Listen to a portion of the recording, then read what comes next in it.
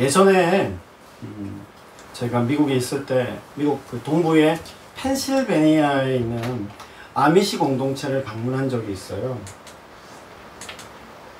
뭐 화면에 보시는 것처럼 이 사람들은 유럽의 17세기 말에 뭐 유럽의 종교 박해를 피해서 미 대륙으로, 미국 그 아메리카 대륙으로 이주해온 후손들입니다. 뭐 제세례파들인데요. 아미시 공동체는 저희가 한 20년 안 됐을 거예요. 방문한 지가, 가본 지가.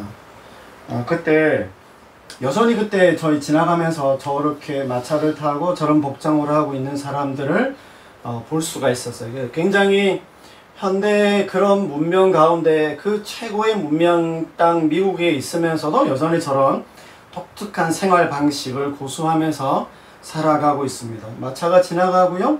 저렇게 마차나 뭐 저걸 이용해서 농사를 짓고요. 전기를 거의 사용하지 않는데 아주 응급한 상황에는 발전기를 돌려서 사용하는 것 외에는 여전히 호롱불이나 촛불을 이용해서 살고 있다고 합니다. 뭐 옷 스타일도 저렇게 입고 다니는 걸 볼 수 있었습니다. 오늘 본문에 소개되어지는 이스라엘 민족들 가운데 한 특수한 사람들, 이 레갑 족속들, 가문들도 비슷한 특징을 가지고 있는 사람들입니다. 이 사람들은 여기 예레미야에서만 여기서 한 번만 이렇게 소개되어지는 사람들인데요.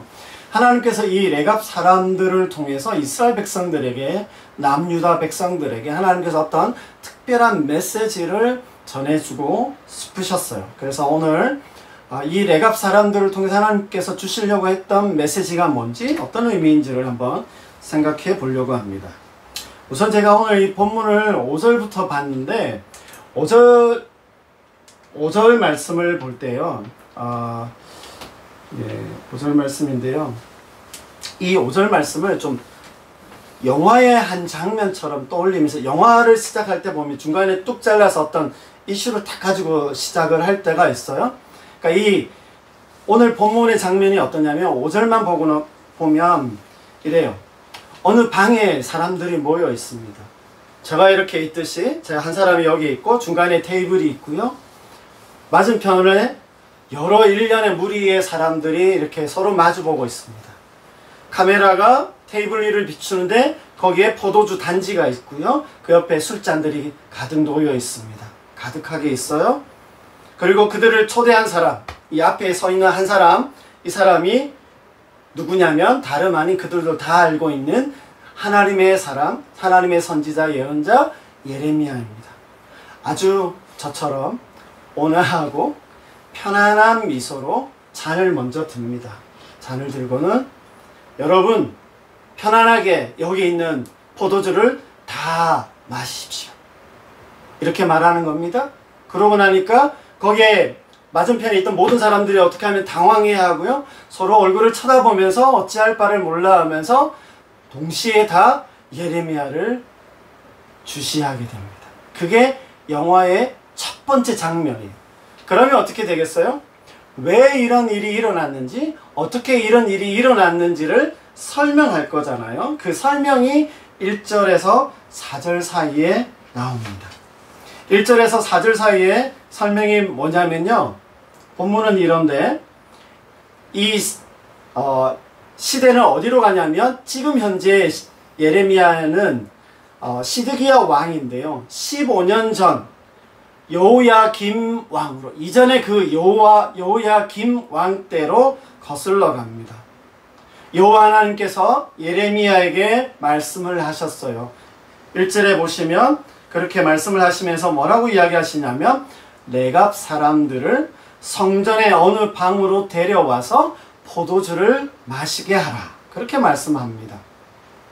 사실은 이 말씀이요, 예레미야도 되게 당황스러울 수 있는 말씀이에요. 왜냐하면 레갑 사람들은 어떤 특징을 가지냐면 포도주를 입에 대지 않는 사람으로 널리 알려져 있어요.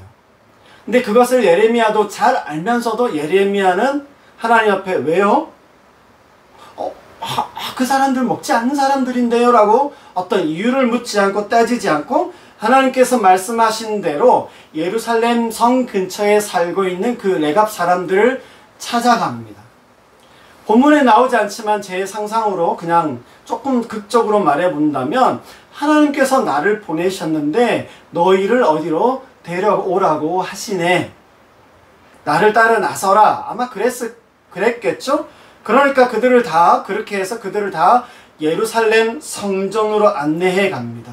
그리고 거기에 있는 어느 방, 지금 5절에 그들이 모여있는 그 방으로 들어가는데 그 방은요, 고관들이나 성전에서 일하는 사람들을 위해서 아주 특별히 구별된 은밀한 공간이었어요. 그 사람들만 사용할 수 있는 그 방으로 들어온 겁니다. 그 방이 그런 방이었어요. 그리고는 충분하게 준비되어 있는 그 포도주와 술잔을 가리키면서 마시라. 마셔도 돼. 실컷 먹어. 아무도 보는 사람 없어. 하면서 그들을 권하는 겁니다. 이에 대한 레갑 자손들의 그 레갑 사람들의 대답이 6절부터 11절에 나옵니다. 예레미야가 아주 온화한 미소로 먼저 자기가 잔을 들어 보이면서 같이 먹자고 권한 그 권유에 대해서 이 레갑 사람들은요, 단칼에 거절합니다. 그러면서 뭐라고 이야기를 해요? 6절에 보시면 레갑의 아들 우리 선조 요나답이 우리에게 명령하여 이르기를 포도주를 마시지 말라고 했다. 그래서 우리는 8절에 보시는 대로 레갑의 아들 우리 선조 요나답이 우리에게 명령한 그 모든 말을 순종해서 우리는 포도주를 마시지 않고 포도원도 가지지 않고 집도 가지지 않고 파종하여서 농사도 농업도 짓지 않는다라고 그렇게 이야기를 7절에서 하고 있습니다. 그래서요, 8절에서 10절 말씀을 보시면 그 명령한 대로 다 순종해서 지켜 행했다라고 이야기를 하고요. 11절에 뭐라고 이야기해요? 다만 바벨론이 침공해 왔을 때에 아마 이들이 목숨을 건지고자 그렇게 예루살렘으로 올라온 이유도 있겠지만 아마 이 요나답의 명령대로 살기 위해서 그 명령을 지켜가기 위해서 어쩔 수 없는 이주를 해서 예루살렘으로 왔다. 그렇게 말하고 있어요. 아마 이것은 청교도들이 아마 그 종교 핍박을 피해서 아메리카 대륙으로 온 것과 비슷한 이유일 것입니다. 자, 여기까지가 오늘 본문에 대한 설명이에요. 자, 그러면 우리 한 가지 생각해야 될 게 있잖아요. 그러면 요나답이 누굴까? 자연스럽게 떠올리면 이거 영화로 친다면 다시 과거로 회상하는 그림이 지나가면서 과거로 이제 가게 되는데요. 시대는 바야흐로 250년 전으로 거슬러 갑니다. 그리고 그 장소는 지역은 남유다가 아니라 북이스라엘 땅이에요. 이때 왕이 누구냐면 악한 임금 아합이고요. 요삼 그 왕비인 이세벨이 통치할 때입니다. 이 당시는 이스라엘 정신이 훼손을 당하고 바알 숭배가 노골적으로 시작되던 시기였어요.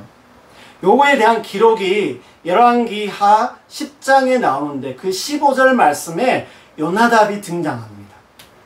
그때 보면 아합 왕조의 이런 전행들에 대해서 응징하기 위해서 누가 일어나냐면 예후라고 하는 사람이 일어나는데, 예후가 일으킨 그 군사들 안에 그 병거의 마차에 요나답이 올라타서요, 이 예후와 함께 그 아합의 집안과 바알 숭배자들을 다 척결하는 그런 어떤 공을 세우게 돼요.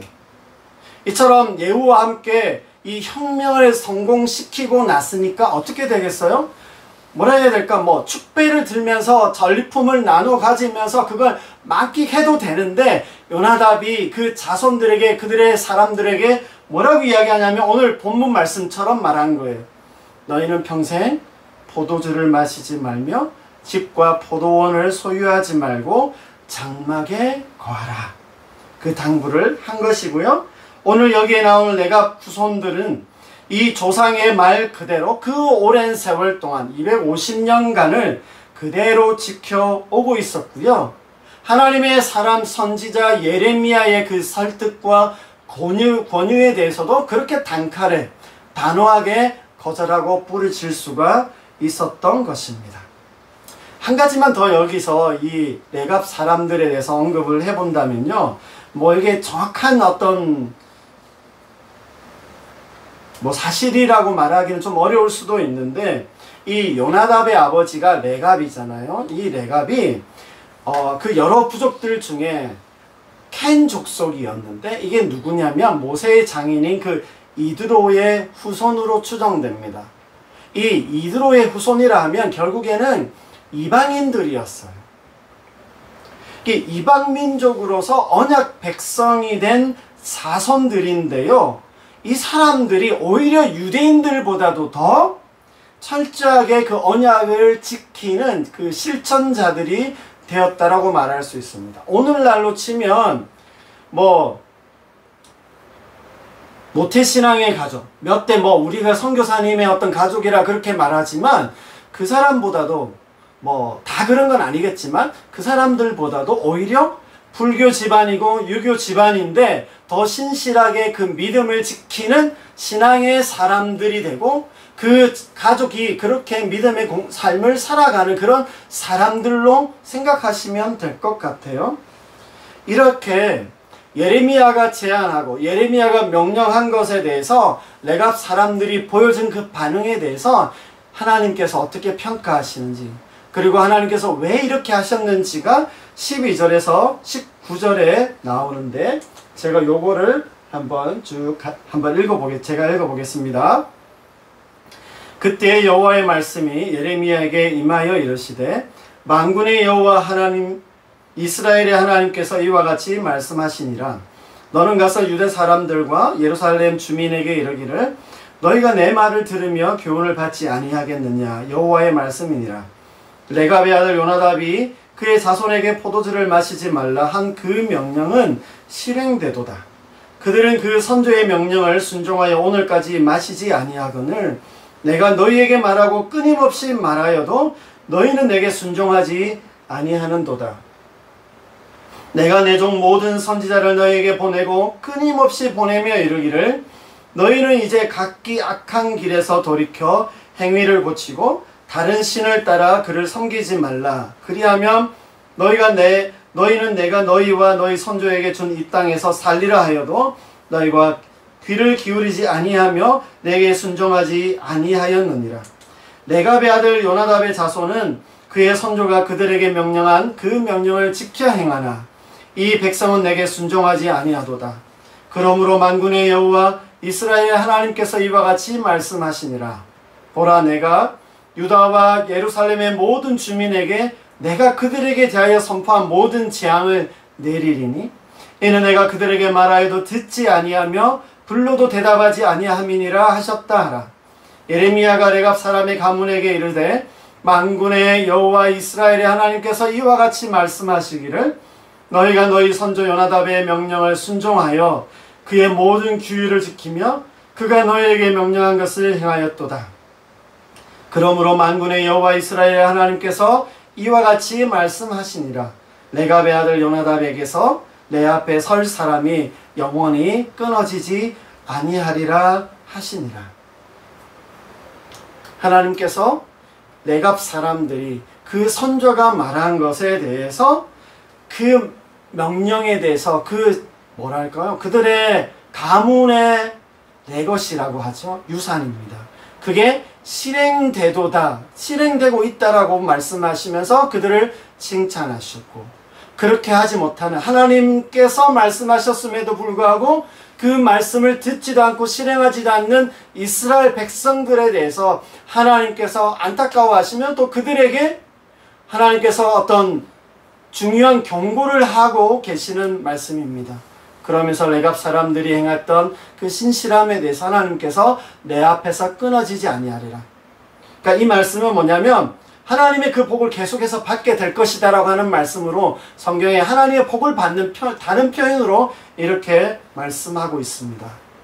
여러분, 여기에 나오는 이 레갑 사람들은요, 예루살렘에서 살지만 유대인들에게는 굉장히 이상한 사람 취급을 당했어요. 조롱거리가 되기가 일쑤였습니다. 이 사람들은 예루살렘에 살고 있지만 주목받지 못했고요. 중요하게 여겨지지 않는 사람들이고 지나가기만 해도 사람들이 수근수근거리는 사람들이었습니다. 그러나 하나님께서는 그 유대 사람들에게 이 레갑 사람들을 통해서 이 사람들을 모범된 샘플로 삼으시면서 그 유대 사람들에게 메시지를 전달하시고 계시다라고 하는 겁니다.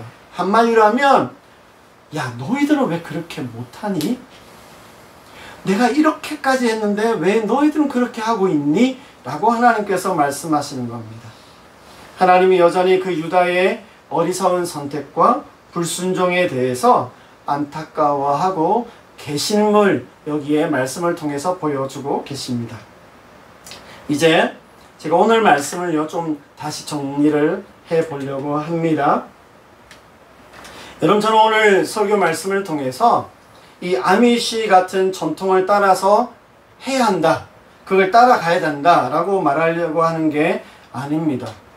아마 하나님께서도 이 레갑 족속을 통해서요 이렇게 말씀하신 이유가 농업을 거부해라, 포도주를 마시지 않는 그 금욕적인 삶을 하나님께서 권하기 위해서, 칭찬하기 위해서 이렇게 하신 것 아닙니다.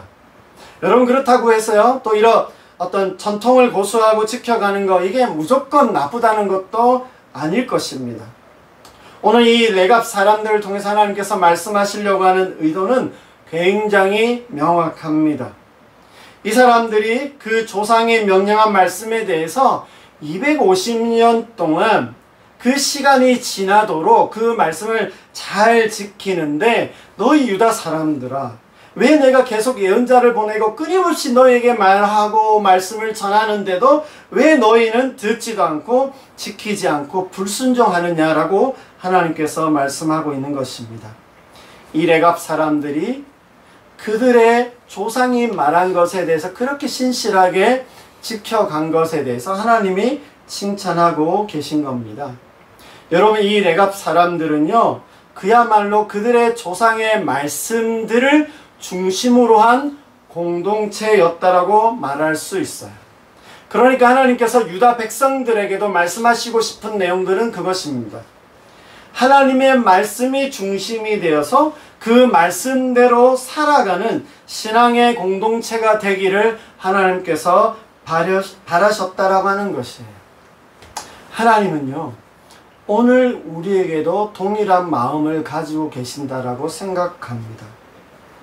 교회로서나 교인으로서 하나님의 말씀이 중심이 되고 그 말씀대로 살아가기를 힘쓰는 그런 신앙인, 그 신앙 공동체가 되기를 원하신다라고 하는 겁니다. 여러분, 하나님의 말씀이 중심이 되고 그 말씀대로 살아가는 공동체가 되기 위해서 필요한 어떤 모습들, 또 그런 공동체의 어떤 공동체나 그런 사람들이 보여주는 여러 가지 모습들이 아마 있을 겁니다. 그렇죠? 요구되어지는 거, 필요한 모습들이 있을 거예요. 근데 저는 오늘 이 레갑 사람들을 보면서 이 사람들을 통해서 생각되어지는 어떤 특징 하나를 제가 보게 되었습니다. 큐티 나눔할 때 다 이야기를 하긴 했지만요, 오늘 이 레갑 사람들의 신앙적인 어떤 레거시, 그 유산에서 보면서 제가 생각하게 된 단어가 뭐냐면 선택적 불편함이라고 하는, 그것을 선택하는 신앙적 태도를 우리가 보여야 한다라고 말씀드리고 싶습니다. 여러분, 이 레갑 사람들은요 정확한 어떤 기록이나 주장들은 아닐 수 있는데, 이 사람들은요 이렇게 떠돌아다니는 유목민 생활을 하기는 했지만 마차나 전차 같은 것들을 잘 수리하고 고치는 그런 기술을 가지고 있었어요. 그러니까 그만큼 금속에 대해서 어떤 기술자, 마치 지금 우리 오늘날로 치면 스위스의 그 사람들의 손 기술이 좋은 것처럼 이들에게는 그런 어떤 기술, 금속을 잘 다루는 기술이 있었어요. 그래서 이들이 떠돌아다니면서 마을로 이렇게 한 바퀴 돌아올 때까지 그들이 필요하면 이 레갑 사람들을 기다려야 했습니다. 그만큼 수요가 많이 있었다는 거예요. 이들이 원하고 선택하기만 하면 돈을 많이 모을 수도 있었고 안정적인 삶을 영위할 수 있는 사람들이었다라고 하는 거예요. 재산을 축적할 수 있는 어떤 능력도 있었고 기회가 없었던 것이 아니다라고 하는 거예요. 단지 그들에게 주어진 그들의 그 선조가 말씀한 그 레거시, 유산을 지키기 위해서 그들의 어떤 고유한 정체성을 지켜가기 위해서 이와 같은 선택을 했다라고 하는 겁니다.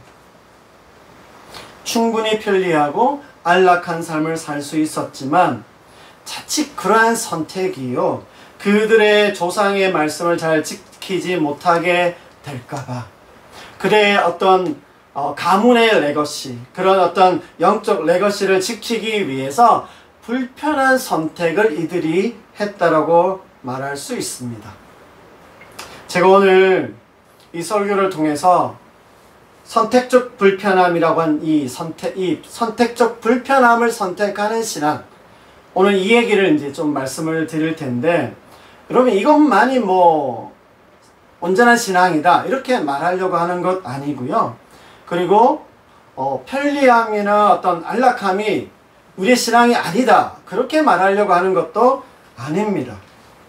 근데 우리가 신앙을 가지고 있기 때문에 이런 어떤 선택적 불편함을 선택하는 좀 모습을 우리가 가지게 될 때 오늘 이 레갑 사람들이 그들의 선조의 그 말씀, 명령, 그 유산을 지킬 수 있었던 것처럼 우리가 우리의 믿음에 대한 어떤 고백, 우리 믿음에 합당한 그 삶을 우리가 계속 가능할 수 있고 실천해 갈 수 있게 된다고 저는 그렇게 생각을 합니다.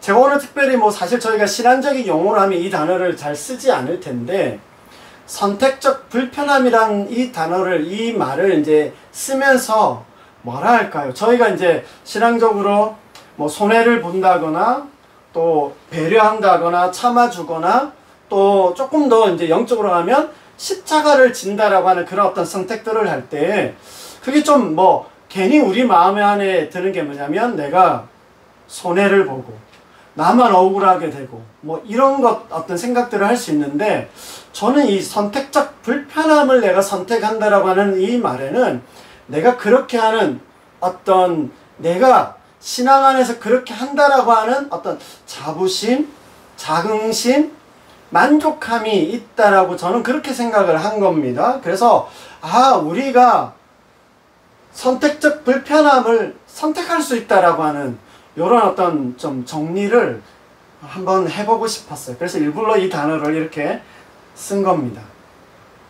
우리가 우리의 믿음을 지키기 위해서 신앙의 삶을 그대로 살아가기 위해서 이게 어쩔 수 없어 보이거나 좀 내가 바보이거나 힘이 없어서가 아니라 꼭 그렇게 하지 않아도 되는데 꼭 그런 것은 아니지만 영적으로나 우리의 내면적으로나 실력적으로도 내가 의지적으로 이런 불편함들을 선택한다라고 하는 좀 더 뭐랄까 깊은 차원에서의 우리의 어떤 신앙적 태도로서 이것에 대해서 제가 오늘 말씀을 드리고 싶은 겁니다. 그래서 이렇게 가만히 이렇게 살펴보면요.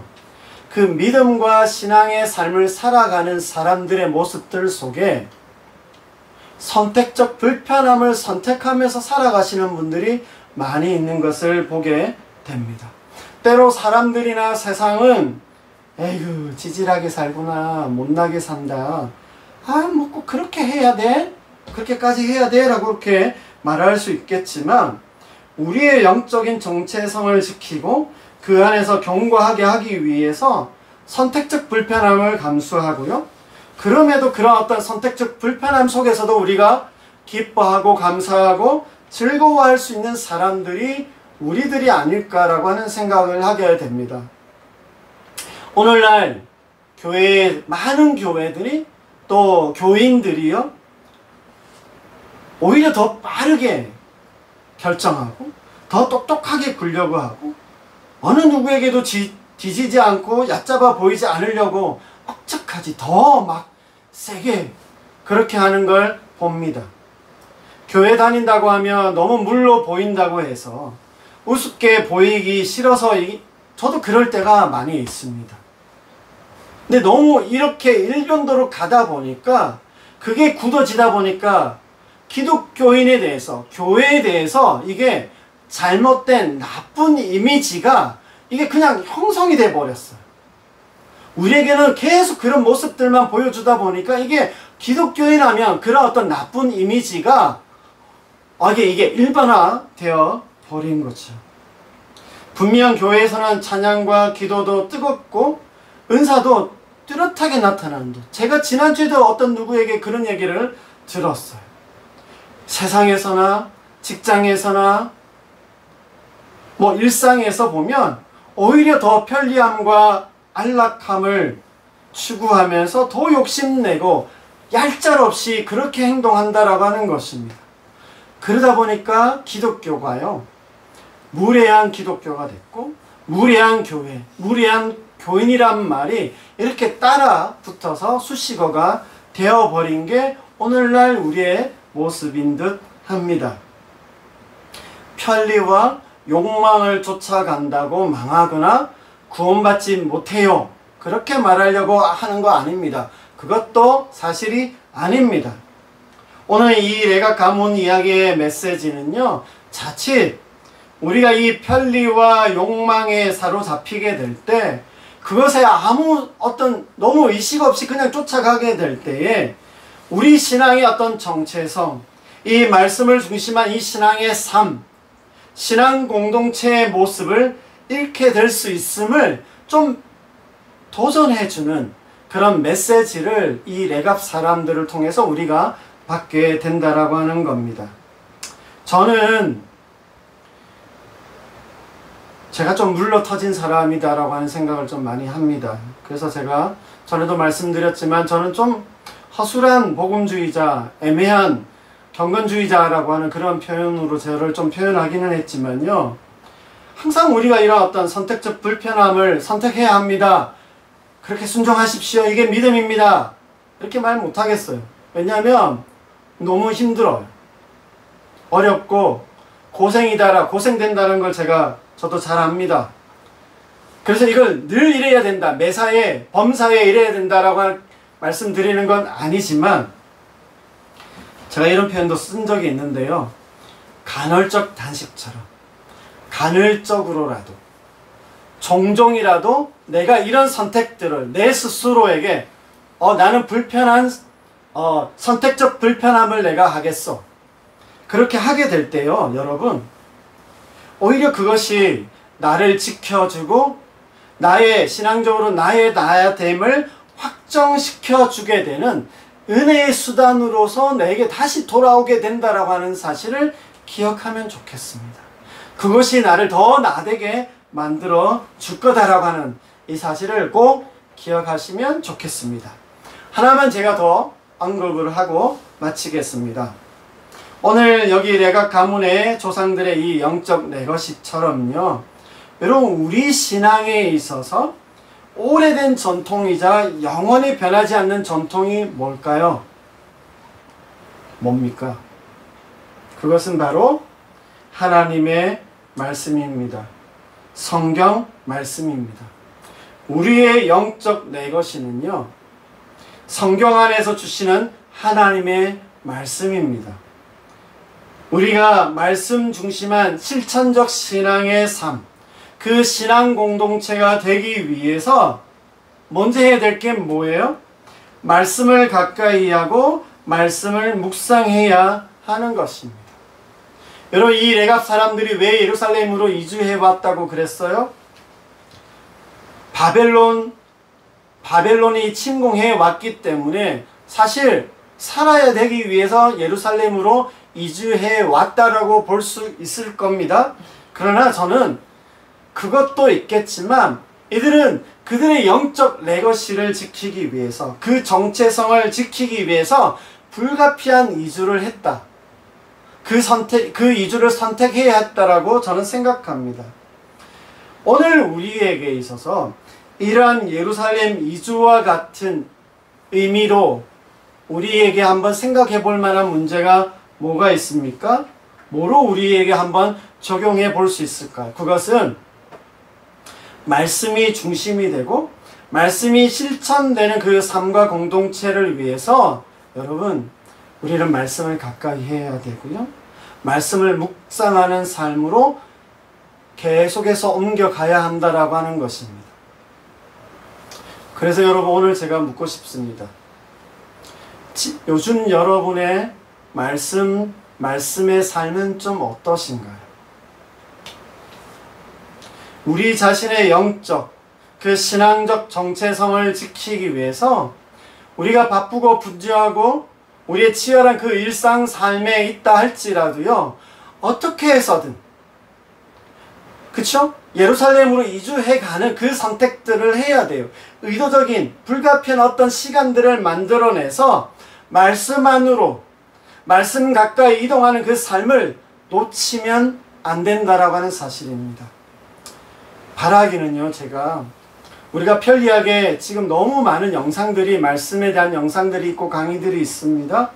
그 듣는 것도 정말 이거 사실 그거라도 하는 게 정말 감사하고 다행이긴 하지만 거듭거듭 제가 여러분들에게 말씀드리고 싶은 것은 뭐냐면 묵상하기라도 어려우면 다독이라 성경 읽는 거 꼭 해야 됩니다.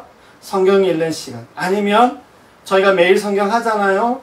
그 홈페이지 찾아 들어가 즐겨찾기 해놓으시면 들어가면 너무 친절하게 본문과 설명들이 거기에 나와 있습니다. 성경을 들고 다니기 힘들면 어떤 시간에서라도 꼭 문자로 그것을 읽고 묵상하면서 그 말씀들을 내 내면 안으로 가지고 들어와요. 아니 내 삶이 내 인생이 내 삶의 모든 자리가 예루살렘으로 이동해 가듯이 그 말씀 안으로 우리가 이주해 들어가는 그 삶이 우리 안에 있어야 진정으로 말씀을 중심으로 해서 우리 안에 감동과 은혜로 우리가 채워지게 될 수 있다라고 하는 것입니다.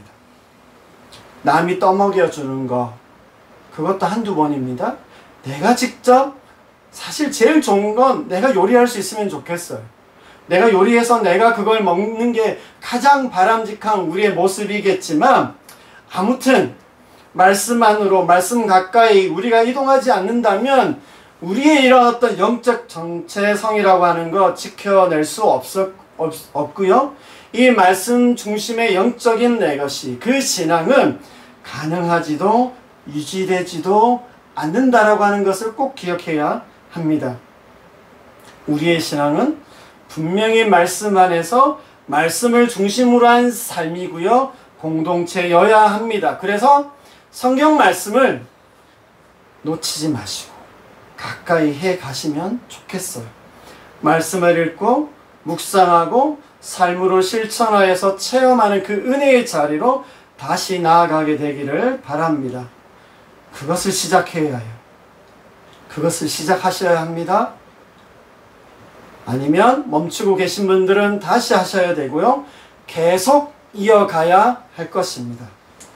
여러분 말씀이 없는 신앙의 레거시는요 성립할 수도 없고 가능할 수도 없습니다. 더욱 말씀 안에서 말씀 중심한 이 신앙의 레거시가 여러분 각자와 우리 공동체와 여러분의 가정 안에 은혜 가운데 계속 이어져 가기를 주님의 이름으로 축복합니다.